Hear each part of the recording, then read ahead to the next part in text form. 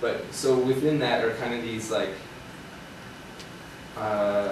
when you start to process it and take away the things that are important to understand it as language, you kind of get into understanding what's behind all these things, like what are these cues that we need to communicate to each other that exist beyond just the language. And so by scooping frequencies or by boosting frequencies, we can kind of start at a really simple level to bring those things out so that they're audible and that they're like more understandable. So is that kind of clear? Yeah. Any questions? Okay. So.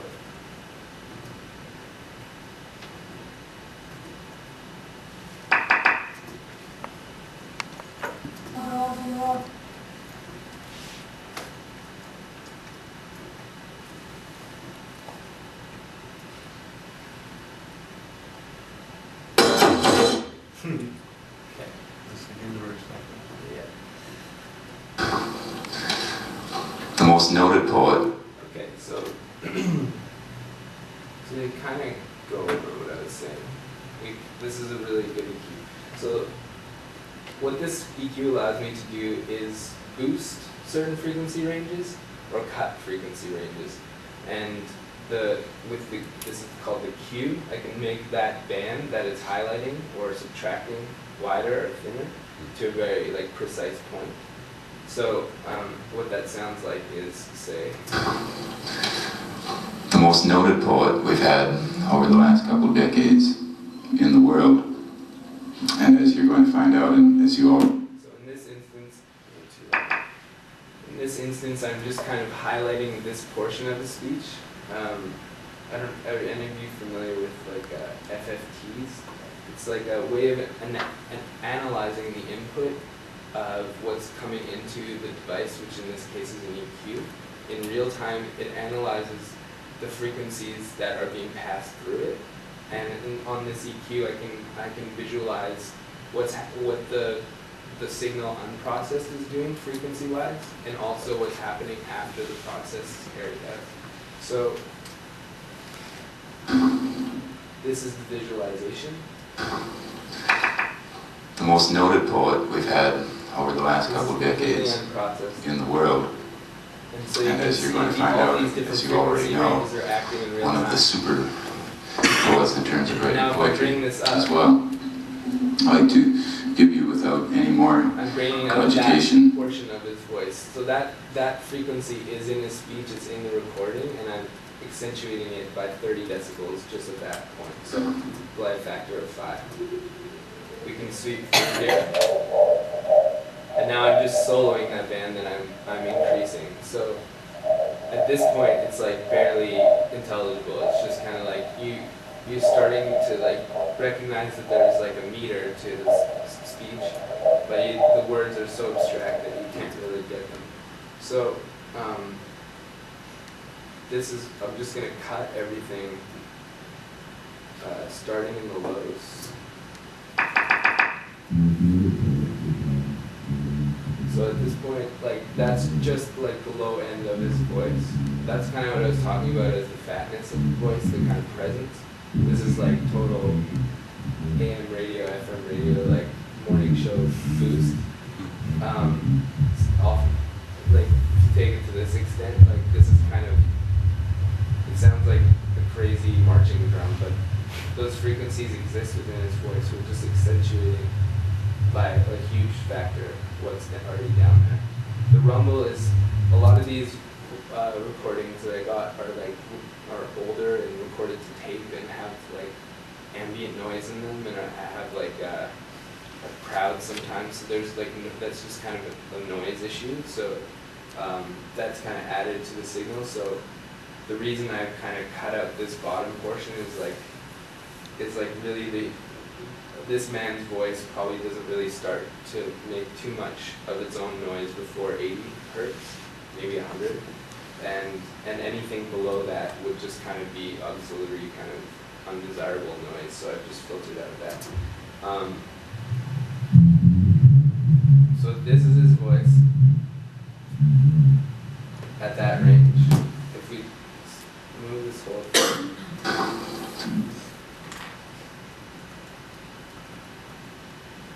I'll just kind of sweep through and you can hear the different parts I was talking about. So this is the lows.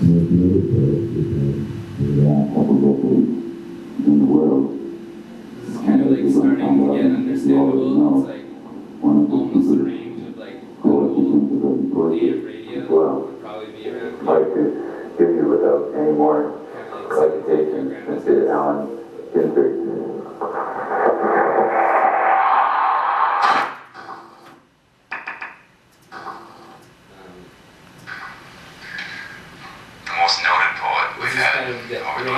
Decades, and this is like probably the most like the most grating and the easiest to understand, kind of like the clearest portion of speech because it's where all the consonants are. So it breaks up all of the vocalizations in this range, and it's kind of this middle between having some tone to the voice and also having like all the sibilants, which we didn't have when we were down at like 400. So 2K to 6K is often what I cut to cut like sibilances and like.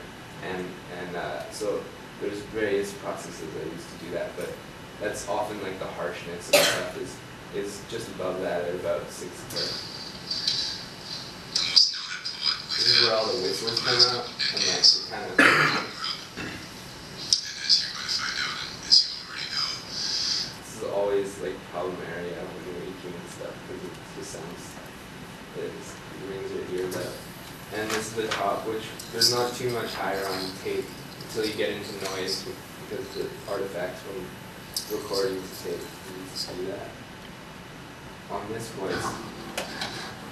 The most noted poet we've had over the last couple of decades in the world, and as you're going to find out, and as you already know, one of the super poets. So we'll see that this is kind of some of this. That distortion and that like crunch that's added is not from the original source. That's from the plugin that I've instantiated before I put on this EQ. So sound on the plugin side, like the sound gets passed. Like if you can see here, these are just a different list of plugins, and they go in order through the list that I've placed here. So the first step, this is going through the Saturn.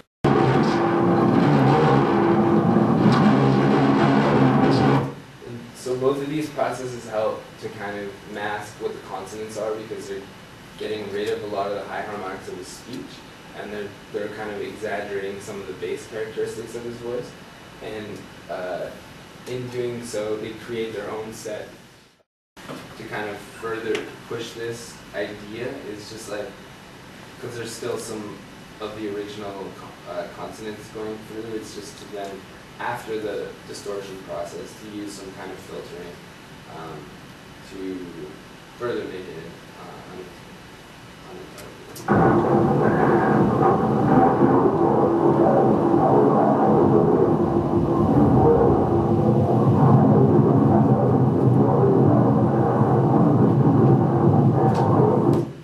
So that's kind of an example of saturation.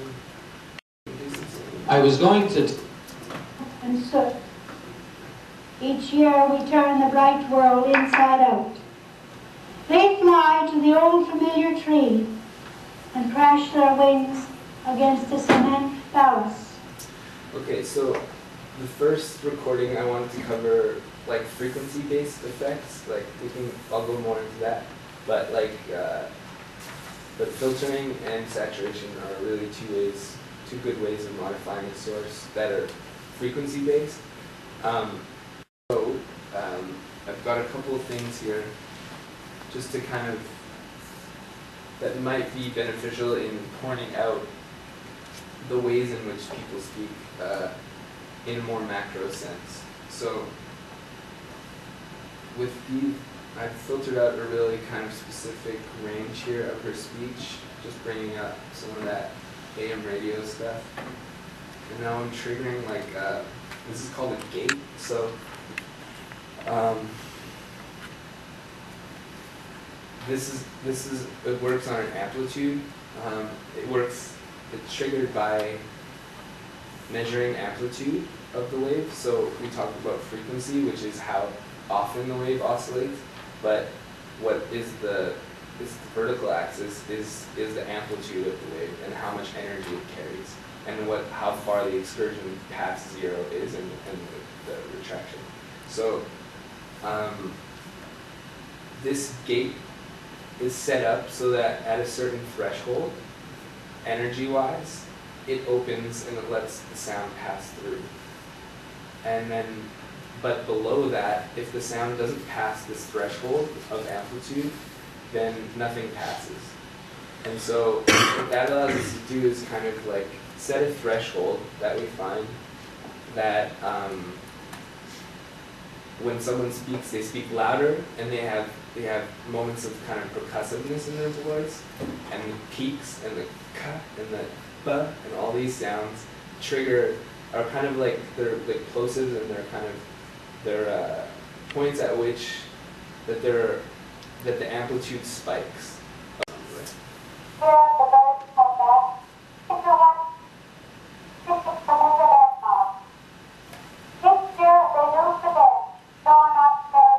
So I put this EQ on to kind of, again, further abstract it. This is without the EQ. Each year the bird So I just raise this a bit.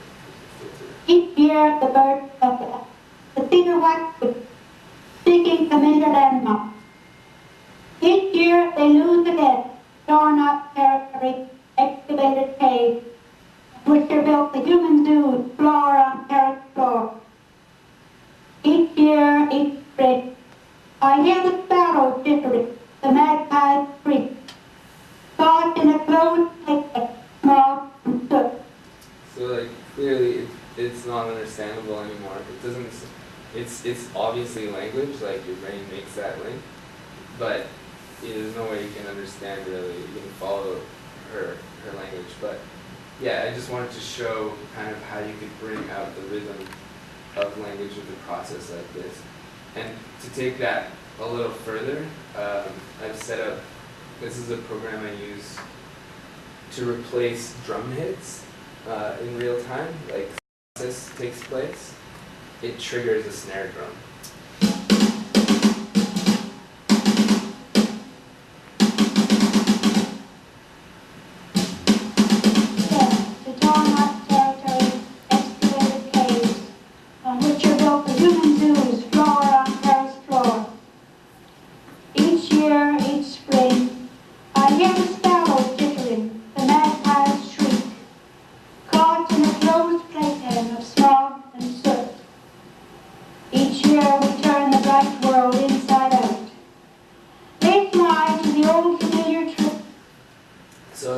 This is kind of like a really heavy-handed way of like showing that speech is rhythmic, and the drum triggers are also amplitude-based, so like the stronger she speaks, the stronger the drum hit within a certain kind of range. I use called Melodyne. It was developed as pitch correction software for instruments and vocalists. It's kind of the most advanced pitch correction software used in pro audio. The first one to kind of come out that you've all heard of is Auto-Tune, and it just kind of, it takes an input signal and it snaps it directly to like a 440 tuning of like on a pitch-based grid. So you input a vocalist that's singing, and any pitch that they hit, it'll snap it to the closest pitch relative to what they were inputting, and so it comes out as perfect pitch. So this is kind of a simple version of that Antares, the company that makes Auto-Tune, released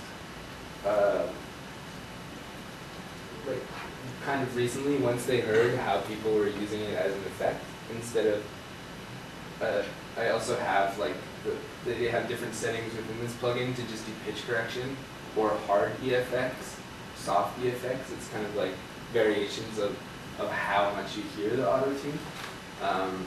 Recently in Edmonton, I edited the fourth issue of a quarterly magazine, White Pelican.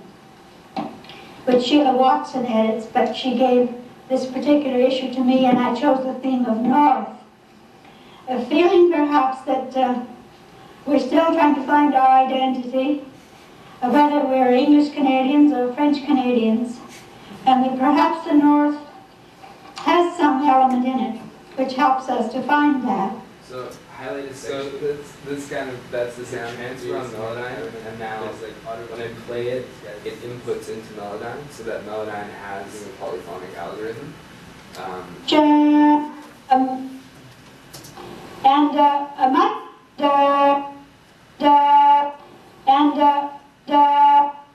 it kind of turns all these different parts into notes. This one's not as useful for us. I would use the melodic algorithm, which kind of gives us, nothing happens, not more than one event happens in time. Like, they happen consecutively. So the algorithm is not looking for what's happening consecutively or stacked on each other, because it's just looking to see what happens over time. And so basically the left-right axis is time, and the vertical axis is pitch. And so it just parses her speech into these different things.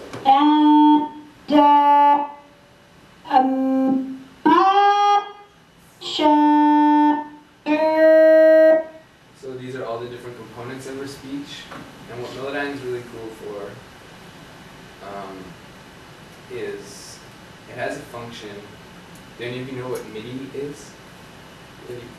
So MIDI is a protocol that's like ancient, from the early 80s. It's still used as kind of a go-to standard of interfacing between devices and internally inside of computers that triggers sounds and that samplers use, and it's synthesis triggers, and it's basically a way of packaging information that has it's like a resolution of 127 in every thing that it kind of commands. So the protocol, it's basically packets of data. So within that, within the packets that's being passed through MIDI, you'll have the velocity of the sound on a scale of 1 to 27. You'll have the pitch of the sound on a piano roll. Let me just show you here.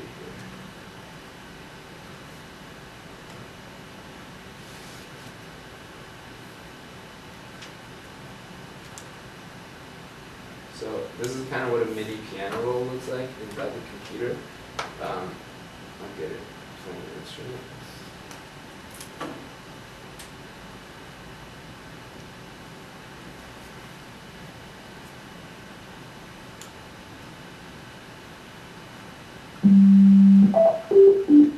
So this is just a really, really simple FM synth. Now, these keys are triggering that synth through MIDI. So these keys have a relationship they tell the synth what pitch they're hitting. And when I click with the mouse, it sends no kind of velocity, or it sends a fixed velocity value. And the pitch is snapped directly to the key. So basically, this grid that I have in the MIDI piano roll corresponds to the tempo grid in the Pro Tools session. These grid lines here mean like these are set to the quarter notes right now. So inside the MIDI grid, this one's set to 16th notes. Go to quarters, and you can see like I can draw in notes that'll trigger that synth. So this, say, is a C for a quarter note.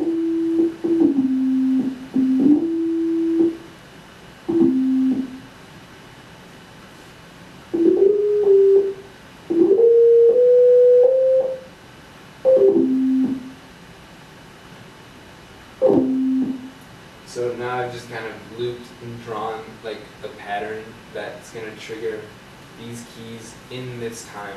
It's always on these, like this kind of software. It's left, right is time, and vertical and is pitch. So.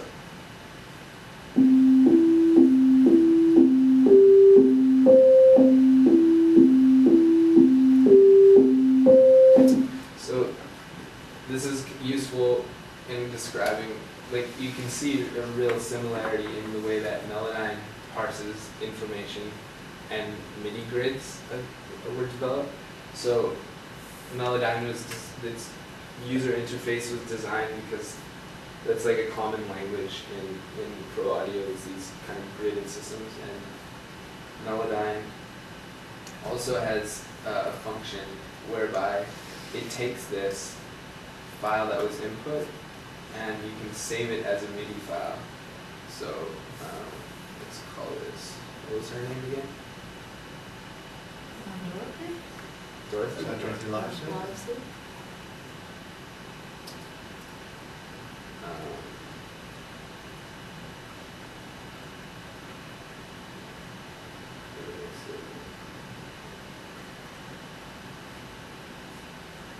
So I've just saved her recording as a MIDI file.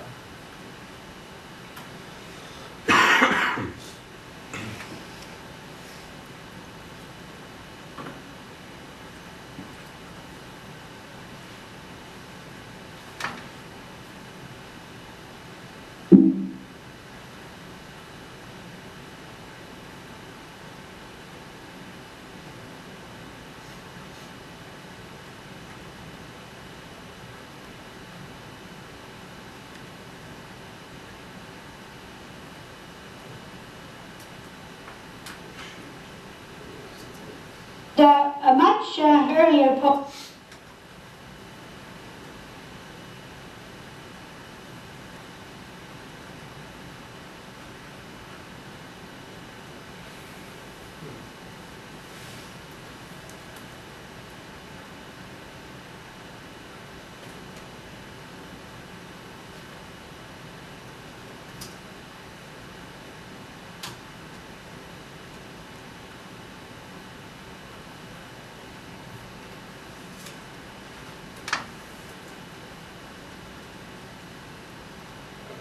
So here,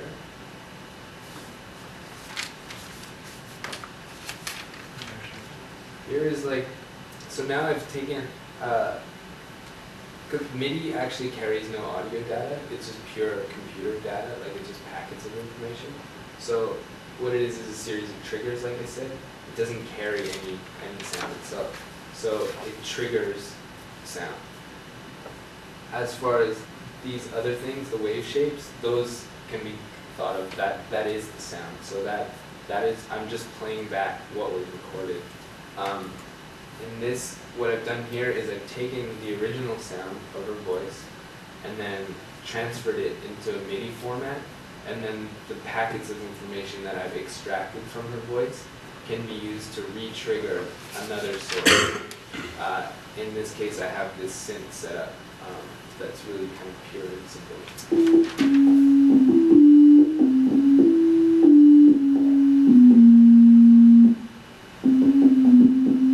Out into the world. It's called Other. It takes a little time to finesse it properly so that it actually lines up to what they're saying. But it definitely can be done, and I do it often with like a guitar, say. Then I input it into Melodyne, and then I spit out a MIDI file, and then I have a file that plays the exact same part that I just recorded, but on a synthesizer or on a piano or something. It's exactly in time. The thing that's a little more difficult with Melodyne is that it works really well when you snap to a grid, because MIDI has, the values are fixed. You can